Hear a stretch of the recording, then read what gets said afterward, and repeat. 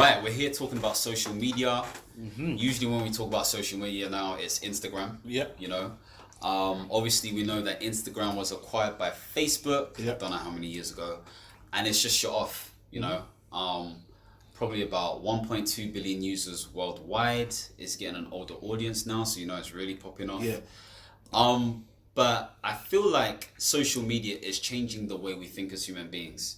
You know, it's really sort of created a society where if you don't have the right picture, you're not worth much. Do you know what I mean? If you don't have a certain amount of likes or followers, you're not worth much.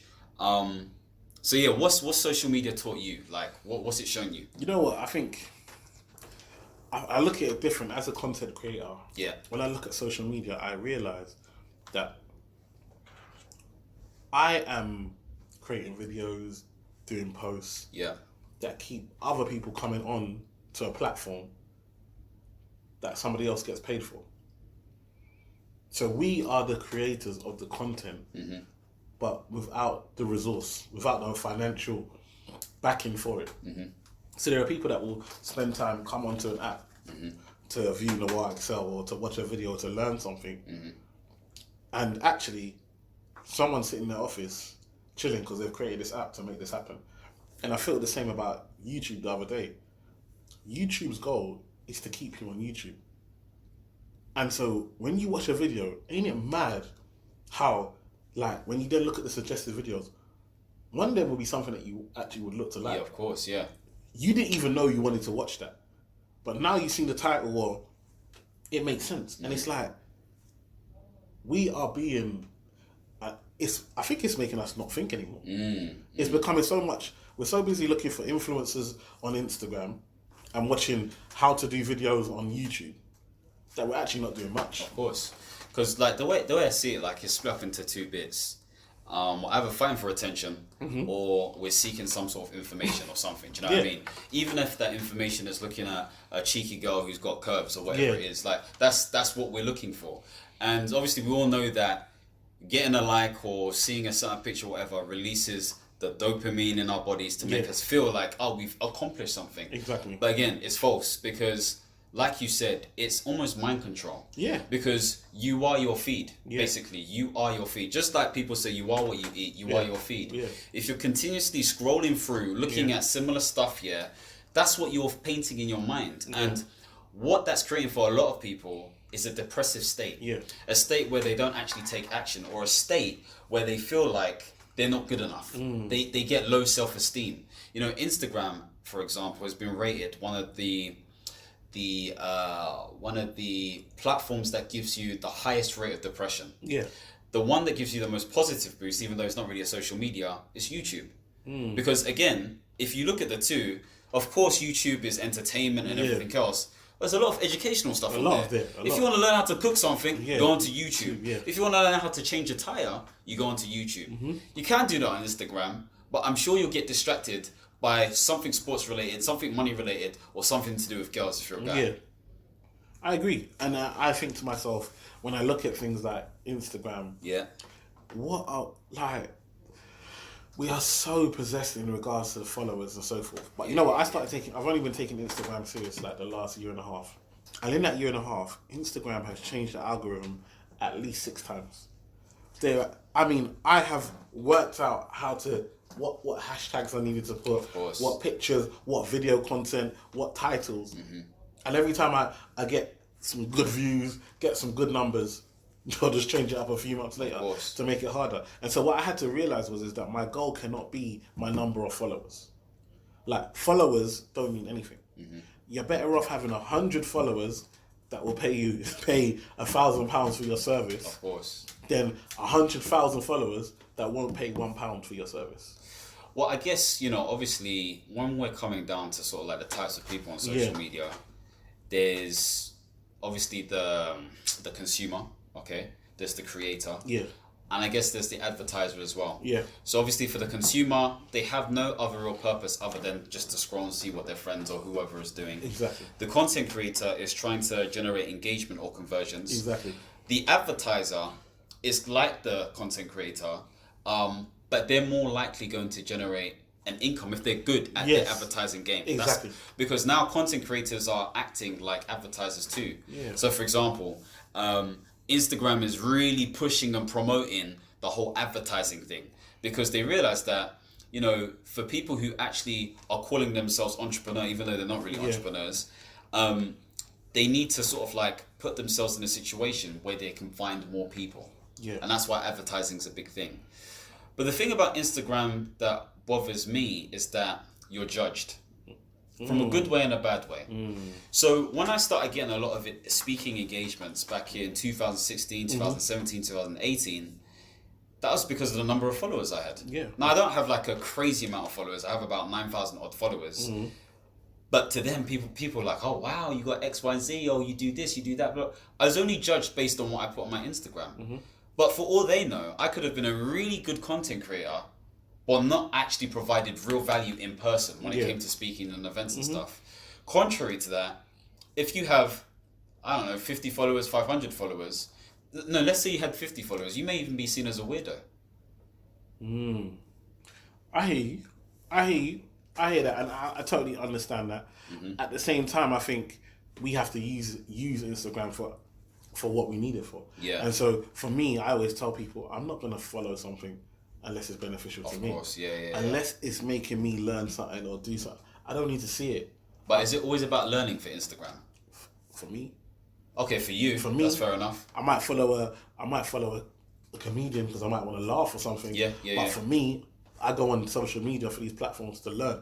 So I might follow another influencer or someone in a different genre and see what they're doing and seeing how are they growing, what are they doing, what's their work ethic like, what are they putting in.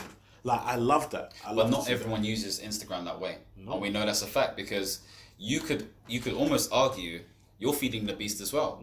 So am I as well as content creators because definitely. That's the whole point of the Instagram, to feed the beast. So like you said, more people stay on the platform. Yeah. So with that in mind, I think it's cognizant to realize that people will be on there for entertainment, empowerment, or education. Yeah, definitely. It's just determining what it is for you as a person. Yeah. You know, how you filter that stuff out. But I think we need to sort of like digress towards those people who portray an image and really aren't sort of like living that lifestyle. I think there's the two. There's the influencer. Yeah. That's faking it. But there's also these people on YouTube and say, hi, do you want me to teach you how to create a plan for free? Yeah. And they're selling service-based with no results. But we assume because they're on YouTube and they've got a flat, they're sitting next to a nice Ferrari or Porsche, they're showing that they must be doing well. It's just another way to rob people. But is that how easy it is these days? It's that easy. It's all about look. We are so onto look that we forget about substance. We are so about look, we forget about what people can do in the real world. We are so about look that we don't even want results anymore. All we want, we're on this Amazon reviews. Yeah. Knowing that people can pay for their things to be reviewed. Knowing that you can get friends to review and tell you're doing a great job, but you're not actually. And yet, we're here in the real world and we don't want to connect to real human beings. We rather connect with the fake guy in America because he's got a great accent and a great video on YouTube than someone down the road where he's got a shop front that you can go and knock on and see. And if you're not happy with their service, you can actually find them. Do you know what? It's funny, like every time we have a conversation, I always bring it back to the same stuff. Because for me, like in my mind, it comes down to how you see yourself as a person. It really does, because we live in minute-rise society. We want everything now. Instant gratification, instant this, instant that. So if you're always going to be in a situation where you're being easily persuaded to opt into something, and I've definitely been there myself, then there's something about yourself that you don't understand, you don't know about. You know, there's something you're not happy about. And you feel like you need to fill that void by either sort of like flicking through Instagram and liking this stuff and getting that dopamine release, or opting into all of these things thinking it's going to solve a solution. Well, really and truly, all you are is a number in their database where hopefully they can sell to you down the line. Right, people are selling hope though. We've got to put some of these people on blast. And you're selling hope. Yeah. And we're a generation that needs hope. Yeah. We're a generation of Putins and Trumps. And this is how we're living. Plastic all over the place. It's hella hot when it's supposed to be cold, and it's cold when it's supposed to be hot, and the world is just in a mess. Our young people are out here killing themselves. We got no youth centers anymore. We got parents who can't even parent their kids anymore because they have to work so many hours to keep a roof over their head, and they're still struggling. So if you can escape for a moment to Instagram and try and get a little hope, look for something better. Who doesn't want more? How can people live with themselves if they're on the other side? Well, is it hope or is it something else? Is it dream selling? It's dreams. It's dreams. Because it's not all bad. They're obviously, I'd like to think your content is good. I like to think my content is good. And some people are really out there trying to create the right sort of positive mindset for those individuals. But Mike, the reason we don't get the same engagement as them is that we don't promise we're going to show you these results. Of course. We know what we can deliver, and we know that it takes time. But people are not, like you said, it's minute rice. People are not ready to take. They don't want to take the time. They want it now, and so they're going to listen to the promises of people saying, you can change your life in a week." The life that you've had for the last 25 years, you haven't been able to change. And in a week, it's going to change. Of course. Yeah, do you know what? It comes down to an argument I had before, like, is social media actually the issue or is it people? Yeah. No, seriously, it comes down to people. It comes down to the user because, yes, don't get me wrong. It's been said that Facebook is very aggressive in terms of its algorithm, in terms of keeping people and keeping them, staying on the platform. But it comes down to the jurisdiction of how that person uses the platform. And it's difficult to escape something, especially where that human being hasn't really been used to it. Social media came into play, 2004 maybe? Like really properly when Facebook came into play. Do you know what I mean? So that's been 15 years? Yeah. 15, that's still early in human history, so to speak. So it comes down to how responsible the user is. So the next question I think of is, do we get rid of social media? Do we just tone it down? Like, how do we use it responsibly? It's only getting worse. And we haven't even talked about these influencers. I was going to say, how would you define an influencer? Good question. I think the influencer... Because I don't like that term at all. I don't like the term. People tell me, man, you're an influencer. I'm like, no. I'm just a man trying to make an honest living. Yes, exactly. and I'm trying to change. I'm trying to bring change, and I'm talking facts. Yeah. I think a lot of these influencers are just people that are popular. Yeah. And we're taking popularity that we would have in the school playground, and we've put it on social media and labelled it an influencer. We know when you're at school, they were the popular people, and what they had, everybody wanted. Now, sometimes you could afford to do that, and other times you couldn't. But you knew who the popular people were. You knew who the funny ones were. You knew who the school bully was. And you knew not to mess with him, and so forth. And so what I'm saying is that now we're on social media, and we've got the influencer. We've got those people in the playground that we looked up to. They're now on the internet. And some are using it right. Some are adding value. But others are faking it. And it's that culture of fake it till you make it. Continue to fake, continue to put out the story enough that people will buy into it, and then once they buy into it, it becomes reality. So is there really a problem with that? Really and truly? Definitely. Like, because at the end of the day, there are a lot of people, there are some really well-renowned entrepreneurs out there who are like, fake it till you make it, and sometimes if you do it in a certain dynamic or way, that works. Other people are like, never fake it till you make it. So what you expected to do in that situation?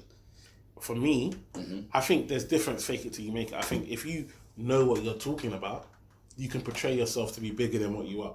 Because that's what, people want to attract. Because you're looking for an opportunity. If you know you can deliver that, then that's different. Yeah. But we're talking about not having no substance, no skill, no talent. Okay. And so now you're pretending. How many people are out here being life coaches? Yeah. Well, your life's a mess. Exactly. What are you doing being a life coach? Do you know what I mean? Yeah. And so for me, it's about, even in my industry, there's a lot of people who come across as financial and want to teach, but they've got no background other than maybe a passion for it. Yeah. And that's fine. Yeah. But let people know that. Yeah. But you're coming across like you've been doing this for years and you've been changing lives and making people but you haven't. And I think it comes down to being honest. People are scared to be honest. Of course. If you tell people that, I don't know, let's say you're a financial advisor, but then you got a huge debt or whatever it is, automatically that doesn't look good.